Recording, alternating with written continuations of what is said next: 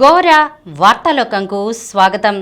ఈనాటి ముఖ్యాంశాలు: ఆంధ్రప్రదేశ్ ముఖ్యమంత్రి అభ్యర్థిగా టీడీపీ చీఫ్ చంద్రబాబు నాయుడు ఏకగ్రీవ ఎన్నిక.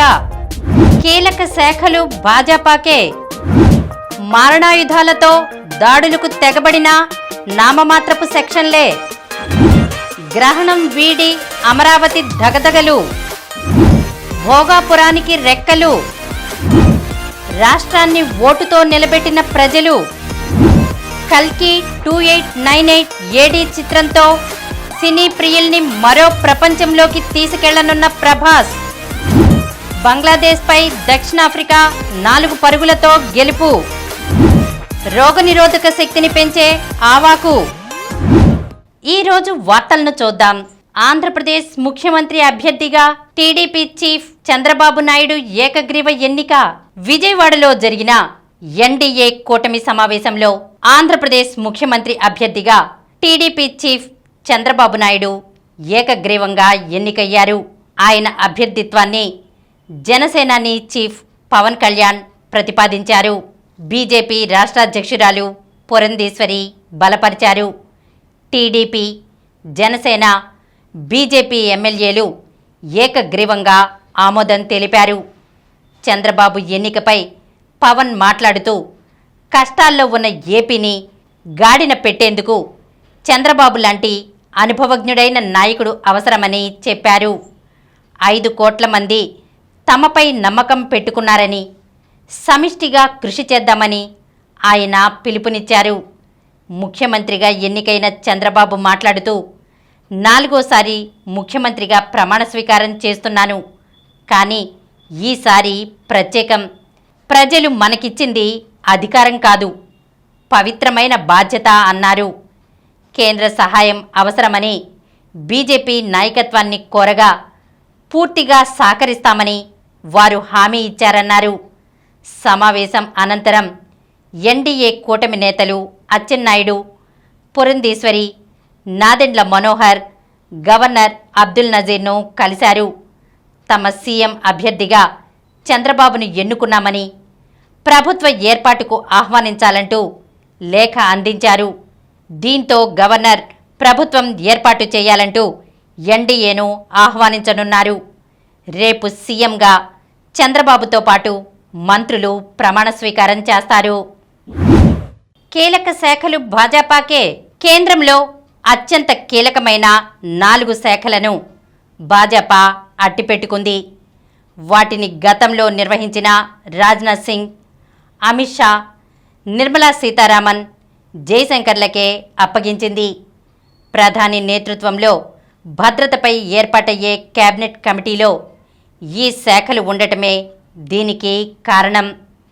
వీరితో పాటు ఆదివారం సాయంత్రం ప్రమాణ స్వీకారం చేసిన మంత్రులకు శాఖలను కేటాయిస్తూ ప్రధాని సిఫార్సు మేరకు సోమవారం సాయంత్రం రాష్ట్రపతి కార్యాలయం ప్రకటన విడుదల చేసింది. ఇందులో తెలుగు రాష్ట్రాలకు చెందిన జి కిషన్ రెడ్డికి బొగ్గు, గనుల శాఖ, రామ్మోహన్ నాయుడికి పౌర విమానయాన శాఖ దక్కాయి. సహాయ మంత్రులుగా నియమితులైన తెలుగువారిలో బండి సంజయ్కు హోంశాఖ, పెమ్మసాని చంద్రశేఖర్కు గ్రామీణాభివృద్ధి, కమ్యూనికేషన్లు, శ్రీనివాసవర్మకు ఉక్కు, భారీ పరిశ్రమల శాఖలను ప్రధాని కేటాయించారు. మారణాయుధాలతో దాడులకు తెగబడిన నామమాత్రపు సెక్షన్లే. 100 మంది రాళ్లు, మారణాయుధాలతో దాడులకు తెగబడిన నామమాత్రపు సెక్షన్లే తప్ప హత్యాయత్నం సెక్షన్లు పెట్టలేదు. మాచర్ల అప్పటి ఎమ్మెల్యే పిన్నెల్లి రామకృష్ణారెడ్డి సహా వైకాపా నాయకులు పలు చోట్ల పోలింగ్ కేంద్రాల్లోకి చొరబడి ఈవీఎంలను ధ్వంసం చేసిన గుర్తు తెలియని వ్యక్తులు కారణమంటూ ఫిర్యాదులిచ్చి తప్పించేందుకు యత్నించారు. అలాంటి విధ్వంస ఘటనలపై ప్రిసైడింగ్ అధికారులు, పోలీసులకు ఫిర్యాదు చేయాల్సి ఉండగా బీఎల్ఓలతో ఇప్పించారు. అత్యధిక కేసుల్లో నిందితులను గుర్తు తెలియని వ్యక్తులుగా పేర్కొనడం గమనార్హం. ఆయా కేసుల్లో కొందరిని గుర్తించినా అరెస్ట్ చేయలేదు. పోలింగ్ రోజున, ఆ తర్వాత రాష్ట్రంలో చెలరేగిన హింసాత్మక ఈవీఎంల విధ్వంస ఘటనలపై పోలీసులు వ్యవహరించిన తీరిది, కేసుల నమోదు, వాటి దర్యాప్తుల్లోనూ అవసరమైన శ్రద్ధ చూపించలేదు. ఎన్నికల సంఘం ఆదేశాల మేరకు ఐజీ వినీత్ బ్రిజ్లాల్ నేతృత్వంలో ఏర్పాటైన ప్రత్యేక దర్యాప్తు బృందం ఈ అంశాలన్నింటినీ గుర్తించింది. గత నెల 20నే ప్రాథమిక నివేదిక సమర్పించిన సిట్ తాజాగా 274 పేజీలతో సమగ్ర తుది నివేదికను డీజీపీ హరీష్ కుమార్ గుప్తా ఎన్నికల సంఘానికి అందజేసింది. గ్రహణం వీడి అమరావతి దగదగలు. రాజధాని అమరావతి ప్రాంతంలో అభివృద్ధి పనులు శరవేగంగా సాగుతున్నాయి. మొన్నటి వరకు రాత్రిళ్లు చీకటిమయంగా ఉన్న సీడ్ యాక్సెస్ రోడ్డు నేడు విద్యుత్ వెలుగులతో కళకళలాడుతోంది. మంతెన సత్యనారాయణరాజు ఆశ్రమం నుంచి రాయపూడి వరకు ఉన్న సీడ్ యాక్సెస్ రోడ్డు 9 కిలోమీటర్ల మేర విద్యుత్ స్తంభాల పునరుద్ధరణ పనులను అధికారులు యుద్ధ ప్రాతిపదికన పూర్తి చేశారు. సోమవారం రాత్రి ఈ రహదారిపై విద్యుత్ దీపాల వెలుగులు కనుల విందు చేశాయి. అమరావతికి పట్టిన గ్రహణం వీడిందని స్థానికులు సంతోషం వ్యక్తం చేశారు. భోగాపురానికి రెక్కలు. కేంద్ర ప్రభుత్వంలో తెలుగు రాష్ట్రాల మంత్రులకు దక్కిన శాఖలతో రాష్ట్రంలో పలు ప్రాజెక్టుల్లో ముందడుగు పడనుందని ఆశలు కలుగుతున్నాయి. కింజరాపు రామ్మోహన్ నాయుడు కేంద్ర పౌర విమానయాన శాఖ మంత్రిగా నియమితులు కావడంతో రాష్ట్రంలో విమానాశ్రయ అభివృద్ధి ప్రాజెక్టుల దశ మారుతుందని అంచనా వేస్తున్నారు. విజయవాడ విమానాశ్రయ సమీకృత టెర్మినల్ భవన నిర్మాణం వేగం పుంజుకునే అవకాశాలు కనిపిస్తున్నాయి.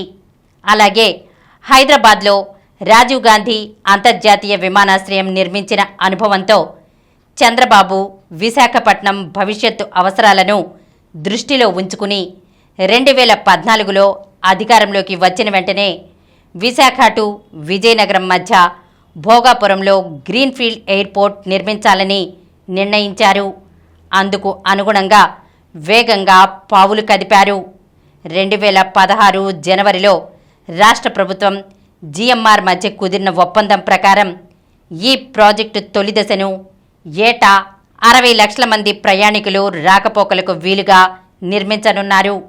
ఇప్పుడు కేంద్ర రాష్ట్ర ప్రభుత్వాలు ఈ ప్రాజెక్టును పూర్తి స్థాయిలో సహకరించనున్నందున భోగాపురం విమానాశ్రయం త్వరితగతిన పూర్తయ్యే అవకాశం కనిపిస్తోంది.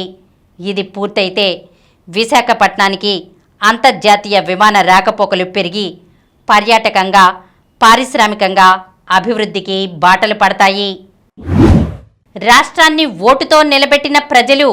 రాష్ట్ర చరిత్రలోనే కనీ విని ఎరుగని రీతిలో ఓటర్లు స్వచ్ఛందంగా తరలివచ్చి సార్వత్రిక ఎన్నికల్లో తమ హక్కును వినియోగించుకున్నారని, ఎవరి ఊహకు అందని విధంగా 82% పోలింగ్ నమోదు కావడం సాధారణ విషయం కాదని రాష్ట్ర ఎన్నికల మాజీ commissioner, citizens for democracy secretary Nimmagadda Ramesh Kumar పేర్కొన్నారు.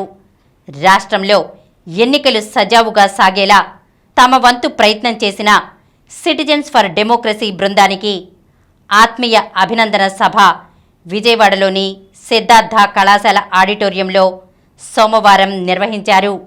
ముఖ్య అతిథిగా పాల్గొన్న రమేష్ కుమార్ మాట్లాడుతూ, గత ప్రభుత్వ పాలనతో రాష్ట్రం అగాధంలో పడిపోయిందని, దానిని తిరిగి ఈ ఎన్నికల్లో తమ ఓటు ద్వారా ప్రజలే పైకి తీసుకొచ్చారని అన్నారు.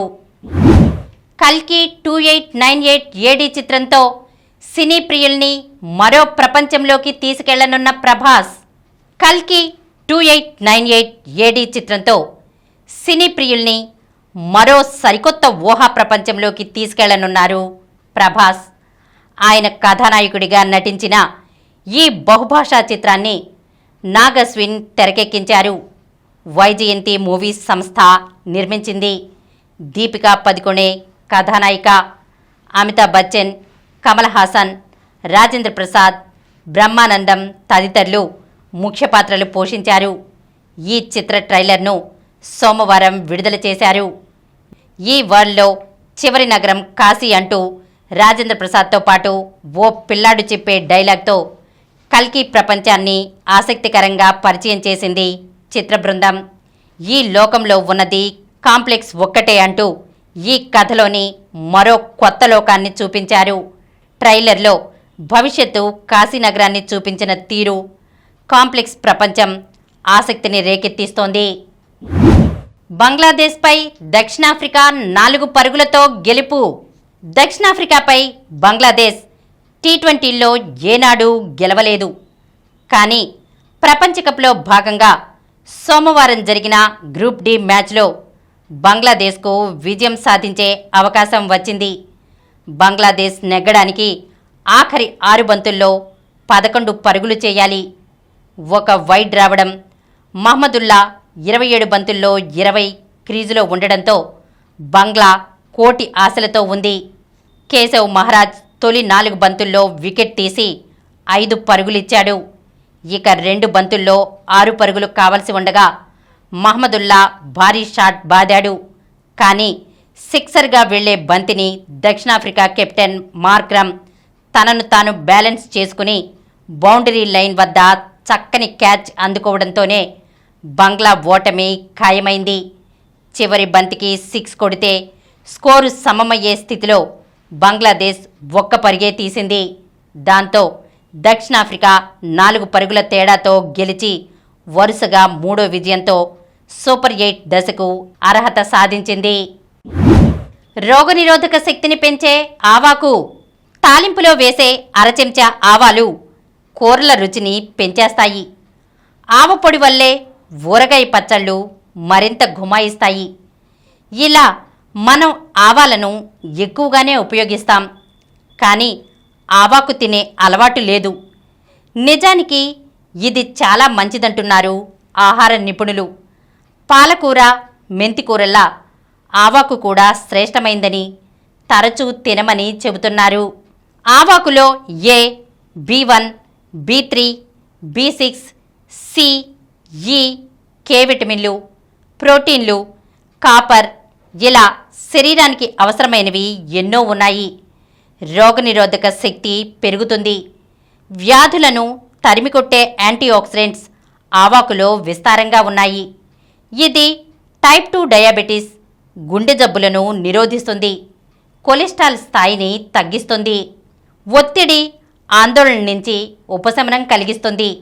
రక్తం గడ్డకట్టకుండా చేస్తుంది. ఎముకలు, దంతాలను దృఢంగా ఉంచుతుంది. కంటి చూపును మెరుగుపరుస్తుంది. మతిమరుపును కూడా తగ్గిస్తుందని ఇటీవల పరిశోధనల్లో తేలింది. ఇప్పుడు కొన్ని సంక్షిప్త వార్తలను చూద్దాం. అంటువ్యాధులు ప్రబలకుండా చర్యలు చేపట్టండి. డిఎంహెచ్ఓలకు వైద్య శాఖ ఆదేశం. రాష్ట్ర వ్యాప్తంగా భారీ వర్షాలు కురుస్తున్నందున అప్రమత్తంగా ఉండాలని, అంటువ్యాధులు ప్రబలకుండా అవసరమైన చర్యలు చేపట్టాలని జిల్లా వైద్యారోగ్య శాఖ అధికారులను వైద్య శాఖ ఆదేశించింది. కేంద్ర క్రీడా శాఖ మంత్రిగా మన్సుఖ్ మాండవీయ. కేంద్ర క్రీడా శాఖ మంత్రిగా మన్సుఖ్ మాండవీయ నియమితులయ్యారు. ఇప్పటి వరకు ఆ బాధ్యతలు నిర్వర్తించిన అనురాగ్ ఠాకూర్ స్థానంలో 52 ఏళ్ల మాండవీయకు అవకాశం దక్కింది. భారత ఫుట్బాల్ జట్టు సత్తాకు పరీక్ష. నేడు ఆసియా ఛాంపియన్ ఖతర్తో కీలక పోరు. గెలిస్తే నేరుగా 3వ రౌండ్కు అర్హత. 5000 మీటర్లలో గుల్వీర్ కొత్త జాతీయ రికార్డు. భారత అథ్లెట్ గుల్వీర్ సింగ్ పురుషుల 5000 మీటర్ల విభాగంలో కొత్త జాతీయ రికార్డు నెలకొల్పాడు. అమెరికాలోనే Portland track festival high performance మీట్లో గుల్వీర్ ఈ ఘనత సాధించాడు. సినెర్ కొత్త నంబర్ 1. టెన్నిస్లో టాప్ ర్యాంక్ అందుకున్న తొలి ఇటలీ ప్లేయర్గా ఘనత. Verstappen hat trick. కెనడా గ్రాండ్ ప్రీలో వరుసగా 3వ ఏడాది విజయం. మరిన్ని వార్తా విశేషాలతో రేపటి గోరా వార్తాలోకంలో కలుద్దాం.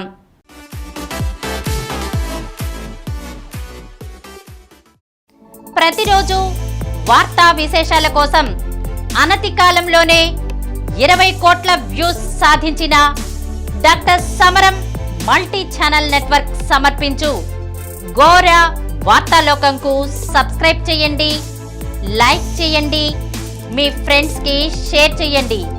అలాగే ప్రక్కనున్న గంట సింబల్ని ప్రెస్ చేయడం మర్చిపోకండి. Please download Samaram Channels app from Google Play Store and watch your favorite channels. Click the bell icon and subscribe to the channels.